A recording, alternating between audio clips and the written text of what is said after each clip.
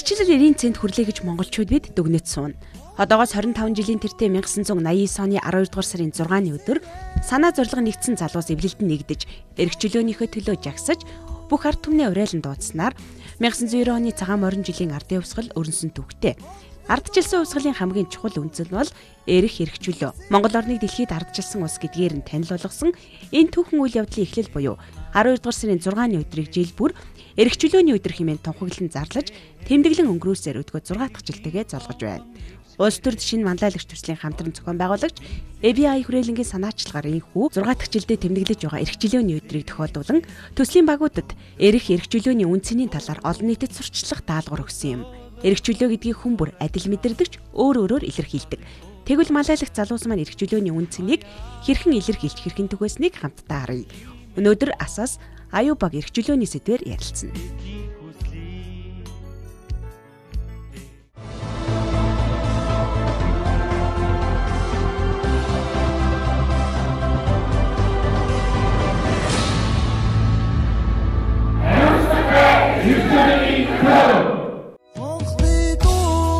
Улс төрчийн манлайлагч телевизийн зорилтод нэвтрүүлэгт оролцож байгаа асаас багийнхан эрх чөлөөний дууч хийж оюутан залуучуудтай уулзсан юм. Монгол Улсын их сургууль, Хүмүүнлэгийн ухааны их сургууль, Монгол Улсын боловсролын их сургууль, их засаг их сургуулийн болон бусад оюутнууд оролцож эрх чөлөөг өөрийнхөө үг, үзэл бодлоор тайлбарлаж, санал бодлоо хуваалцлаа. Эрх чөлөө гэж юу вэ? Өөрсдийнхөө ойлголтоор, өөрсдийнхөө мэдгээр эрх чөлөөг бичиж шүү. Бичээд 2 минутын дотор эрх чөлөө гэж юу юм бэ? Юу гэж ойлгох нь? Тэрийг та бүхэн өөрсдийнхөө хүслээр бичээд цуглуулнаа.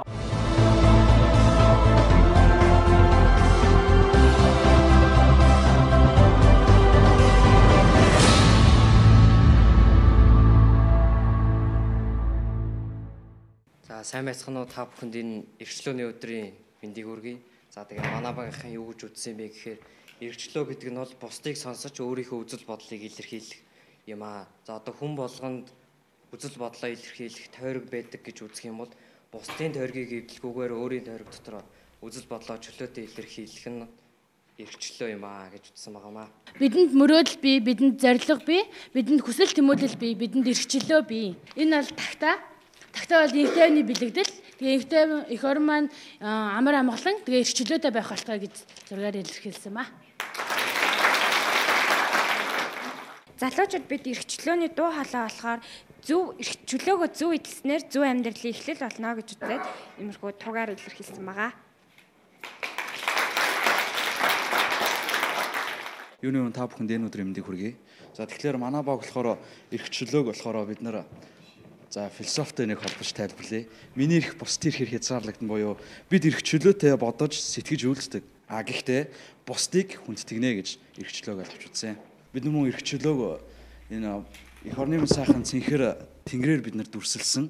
Яг бол тэнгэр маань хязгааргүй мөн тэнгэрт одоо чөлөөтэй оршдог учраас бид нэр одоо энэ тэнгэрээр ингэж зөвлөсөн.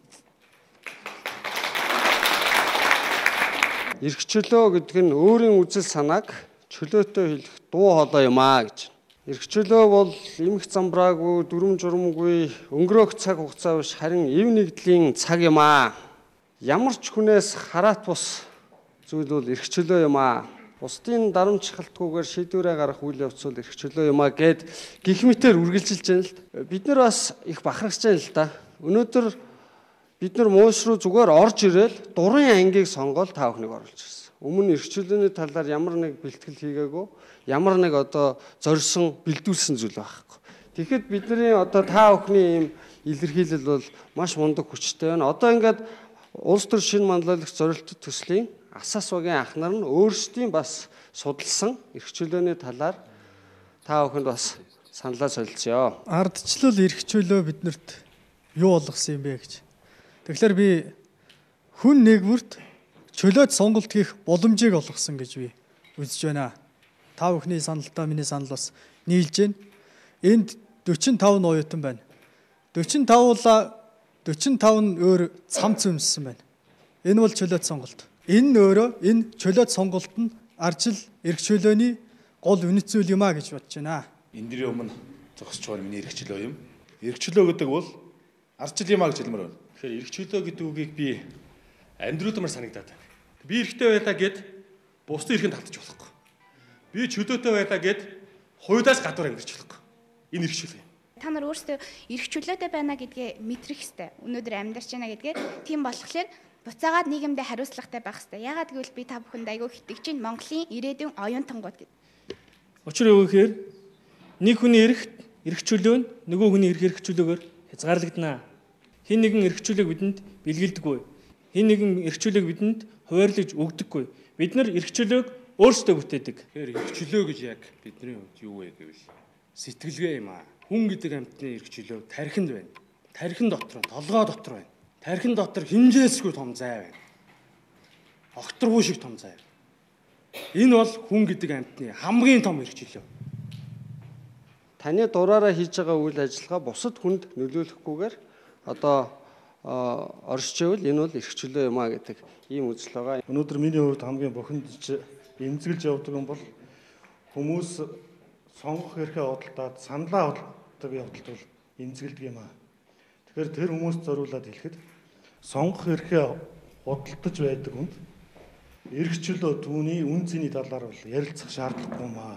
Би эрх чөлөөтэй иргэн учраас эрх чөлөөний талаар заавал та бүхэнд хэлэх албагүй. Энэ миний эрх чөлөө. Тэгэхээр бид нар үг хэлэх эрх чөлөөгөө маш сайн эдэлдэг. Харин та бүхэнд эдийн засгийн эрх чөлөө байна уу? Эдийн засгийн эрх чөлөөтэй гэж бодож байгаа залуучууд гараа өрхийг хүсэж байна. За тэгэхээр эдийн засгийн эрх чөлөөний талаар бид нар тэр бүр ярьдаггүй. Харвардын профессор Нобелийн шагналд Самартья Сэм гэдэг хүн юу ч хэлсэн гэхээр эдийн засгийн эрх чөлөө бол эдийн засгийн чөлөөтэй оролцох эрх зүйн орчныг бүрдүүлэхээсээ илүү эдийн засгийн чадах байдаг юм аа. Тэгэхээр улс орны хувьд эдийн засгийн чадахтай бол тухайн улс орн эдийн засгийн чөлөөг эрх чөлөөг эдэлдэг. Хувь хүн эдийн засгийн чадахтай бол та өөрөө эдийн засгийн эрх чөлөөг эдэлнэ. Тэгэхээр та бүхэн оюутан байх энэ хугацаанд өөрснийхөө авьяас бэлэг ур чадвараа хөгжүүлэх тусам та бүхэн өөрснийхөө эдийн засгийн эрх чөлөөг эдэлэх боломжтой. Эдийн засгийн эрх чөлөөгөө эдэхийн тулд та эхлээд өөрийнхөө нөөц баялагийг яаж ашиглах вэ бодох хэрэгтэй. Хоёрдугаарт аль салбарт та хөрөнгө оруулах юм. Гуравдугаарт та ямар мэргэжил эзэмших юм бол та өөрийнхөө чадлыг шавхаж чадах юм. Дөрөвдүгээрт ямар бүтээгдэхүүн үйлдвэрлэх юм. Эдгээр бүгд таны сонголтууд. Хэрэв та сонголтоо зөв хийж чадах юм бол эдийн засгийн эрх чөлөөгөө бүрэн эдэлж чадна. Баярлалаа. Хариуцлагатай эрх чөлөө гэдэг мессежийг та бүхэнд дамжуулж байна. Хариуцлагатай эрх чөлөө. Бид бүхэн өөрийнхөө эрх чөлөөний өмнө хариуцлагатай байх ёстой. Мөн бусдын эрх чөлөөний өмнө хариуцлагатай байх ёстой. Хариуцлагатай эрх чөлөөний соёлыг та бүхэнд шинээр дамжуулж байна. Та нар энийг цааш нийгэмд хүргэж чадна. Залуучууд хүргэж чадна. Яг гэвэл та нар залуучуудын нэг алхмын өмнө явдаг манлайлагчид учраас. Оюутнууд бол дэлхийн түүхэнд нөлөөлсөн хүчтэй нөлөөлөгчд, хүчтэй дуу хоолойгоо гаргагчд. Та нарын дуу хоолой бол маш хүчтэй байдаг. Өнөөдөр та бүхэн энэ танхимд ирснээрээ энэ цоошин мессежийг гаргаж бусдад дамжуулах ёстой. Оюутны дуу хоолой хүчтэй учраас та нарт байн амжилж захиад байгаа юм. Тийм учраас та бүхнийг яг одоо уцаа гаргаад энд ирж амжаагүй найзууд руугаа ангийнхаа хүүхдүүд рүү эрх чөлөө хариуцлагатай эрх чөлөөтэй байя гэсэн мессежийг дамжуулцгаа гэж уриалж байна. Шинэ эрх чөлөөний давалгааг эхлүүлье. Монголын төлөө асцгаа явуултаа баярлалаа.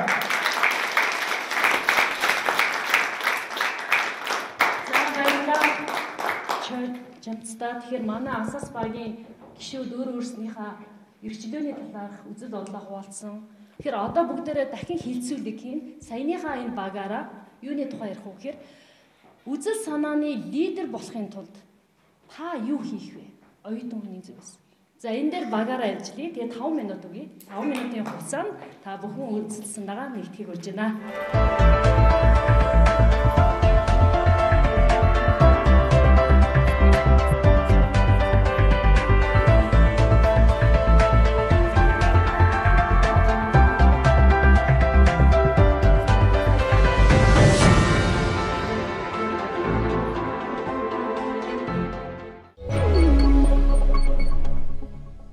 Манай багийнхын ярилцаад манлайлагч хүн гэдэг нь болохоор өөрийн гэсэн үзэл бодолтой, тэрхүү үзэл бодолтой тууштай хандах, зоригтой хүн гэж ярилцаж гараад ирсэн.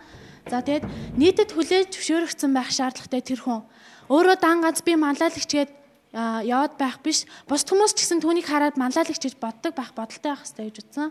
За тэгээд өөрийн гэсэн үзэл бодлоо зоригтой байхаас гадна бас бусдыг сонсох чадвартай байх хэрэгтэй гэж бодож байна. Тэрхүүн өөрийнхөө манлайлагч гээд бусдыг хаях бус тэр хүний дагуулж чаддаг байх чадвартай хүнийг манлайлагч хүн гэж бодож байна. Манай багийн хувьд ярилцаад хүн болгон ингээд өөр бүлэгт хариалагдаад одоо байж идэг штэ, гэр бүлийн хүрээлэл, найз нөхдийн хүрээлэл, сургууль соёл дээрээ гээд одоо өөр хүрээлэлд байдаг. Тэгэхээр нэг зорилгын төлөө тэр хүрээлэл болгон одоо нэг зорилгын төлөө нэгдсэн байдаг. Тэр зорилгыг хэн нэгдэж, хэн уриалж тэр баг байна, тэр найз нөхөд гэр бүл дотроо хэн илүү байна те. Тэр зорилгыг нэгтгэж чадж байгаа тэр хүн бол манлайлагч нь. Тэгээд бидний үзэл санааны лидер гэдэг нь болохоор зөв үзэл санаатай, зөв хүн, зөв манлайлалтай байх нь үзэл санааны лидер болохоо батлах юм аа гэдгийг тодорхойлсон байна. За манай багийн үзснээр бол үзэл санааны лидер нь би өөрөө гэж тодорхойлсон. Яагаад вэ гэхлээр за үзэл санааны лидер нь өөрөө байханд бол юу хэрэгтэй вэ гэдэг хүчин зүйлүүдийг илүү тодтогч авч үзсэн байгаа. Энд нь болохоор хамгийн түрүүнд манлайлагч гэж авч үзсэн. Энэ нь болохоор мэдээж ингээд байгаа эргэн тойрныхоо хүмүүсүүдээс аливаа нэг ямар нэгэн зүйлээр илүү байх бэжэж бас лидер болох эхлэний болов гэж үзсэн. Дараа нь хариуцлагатай. Мэдээж хариуцлагатай хүн бол амжилт гаргахад ойрхон байдаг. Эндээ бол мэдээж цагийг алт гэж авч үзэх хэрэгтэй. Мөн өөрийн үзэл санаанд үнж бат зохисдог. Ямарваа нэгэн сүрэг дайлт ирлээ гэхэд өөрийн үзэл санаанд бат зохисдог. Түүнийг хамгаалж чадах чадвартай байх хэрэгтэй гэж үзсэн. Дараа нь болохоор өөрийн гэсэн үнц зорилготой ямар ч өөрийн гэсэн зорилготой ээжэж амжилтанд хүрнэ. Мөн шинийг эрэлхийлдэг, санаачлагтай бүтээлч, санаачлагтай бүтээлч ажилсаг ээжэж шинийг эрэлхийлдэг ээжэж лидер нь олно гэж үзсэн. Манай баг болохоор Сион гэдэг нэртэй баг байгаа. Сэтгэл итгэл оюунаараа нэгдээ. Тэгээ манай баг бол нийгэмд хэрэгцээтэй байгаа тэр тодорхой орон зайг нөхөж гол цэгийг нь олоод нөхөж өгөхийг бол үзэл санааны лидер гэж үзэж байгаа. Тэгэхэд бол оюутнууд бид нар юу хийх вэ гэхээр одоо орчин үед энэ нийгэмд хэрэгцээтэй байгаа зүйлийг бид нар өөрсдөө нөхөж өгөх болно гэж үзэж байна. За дөрвөн багийн гишүүдэд баярлалаа. Тэгэхээр энэ өнөөдрийн эрх чөлөөний өнгө гэдэг арга хэмжээг EBI хүрээлэнтэй хамтран зохион байгуулж байгаа. Тэгээ EBI хүрээлэнгээс төлөөлж дэд захирал анх хоёр хүрэлцэн ирсэн байна. Тэгэхээр анх хоёрыгаа бас эрх чөлөөний талаар өөрийнхөө үзэл бодлыг хуваалцахыг урьж байна. Хүн болгон нэг альва зүйлийг харах үнцгэл янз бүр байдаг. Одоо тухайлбал энэ утсыг хүн болгон тал талаас нь өөр байгаа шүү. Эндээс харах үнцг нь өөр, эндээс харах үнцг нь өөр. Эрх чөлөөг бол янз бүрээр тайлбарлаж болдог. UBS-ээс зохион байгуулж байгаа зорилт төвлөрөлт оролцож байгаа асаа багийнхан болыг сайн бэлдсэн байна. Би өвдөө бас харж байна. Бас нөгөө гурван баг руугаа би ч гэсэн ерөөхдөө бас сая мессеж үчээд холбоо тогтоолоо бас дор дороо сайн явж байна. Надад эндээс нэг зүйл нь юу нэ сайн санагдаж байгааг бол хүмүүсийг өнөөдөр болохоор эрх чөлөө гэд энэ дэр нэг нөхөр гараад үг яриад лекц унших биш. Хүн болгоно гэж оролцуулаад хүн болгон гэж өөрийнхөө ямар нэг байдлаар оролцоог хангана гэдэг бол энэ эрх чөлөөний хэлбэр мөн шүү дээ. Хэдэн нөхдийг суулгачаал урд нь гараа ярих бол энэ бас харьцангуй ойлголт.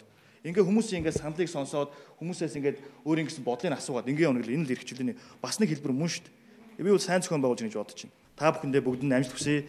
Эрүүлэн сайн сайхныг хүсье. Тэгээд эрх чөлөө гэдэг зүйлийг ингээ үеийн үедээ хойч үедээ хайрлан хамгаалж тунхлан та нар зарлаж яваарай гэж хүсье. За баярлалаа.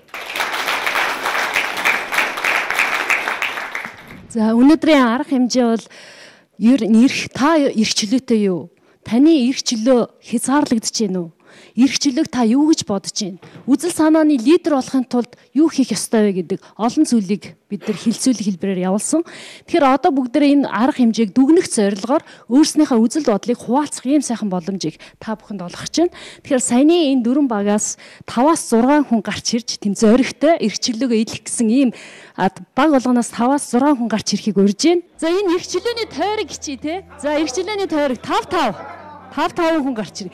Эрх чөлөө бол хүнд олгогдсон баялаг. Хүн бүрт олгогдсон баялаг. За би шийдлээ. Эрх чөлөө бол үзэл санааны лидер. Эрх чөлөө гэдэг бол дөөлөн нисэх шоу. Эрх чөлөө гэдэг бол оюутны бидний бас чухал үүрэг. Тэгээд биднэргүйгээр эрх чөлөө бол багаан дутуухан байх юм байна гэж бодлоо. Эрх чөлөө бол процесс юм аа гэж.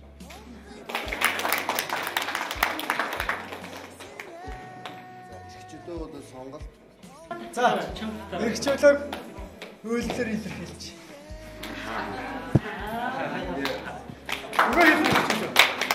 Миний бодлоор эрхчлөө гэдэг нь хүн болгонд байдаг гэхдээ харагддаггүй, баригддаггүй тийм зүйл юм аа. Эрхчлөө бол яг одоо бид нэр өөрсдөө Олон өнгийн утсаар олон хүнийг нэгтгэж эрхчлөөтэй эв нэгдэлтэй байна гэдэг эцэст нь ямар зүйл хүргэдгийг тоглоомор тоглож харуулснаар үйл ажиллагаа өндөрлөлөө. Ингээд бүгдээрээ хамтдаа эрхчлөөний өдрийг одоо цугтаа айгүй happy, ажралтай сайхан нэмсгэлсэн одоо энэ арга хэмжээгээр өндөрлөж байгаа юм. Баяртай байна. Та бүхнийг манай пэйж, вебсайтыг хандахыг хүсэж байна.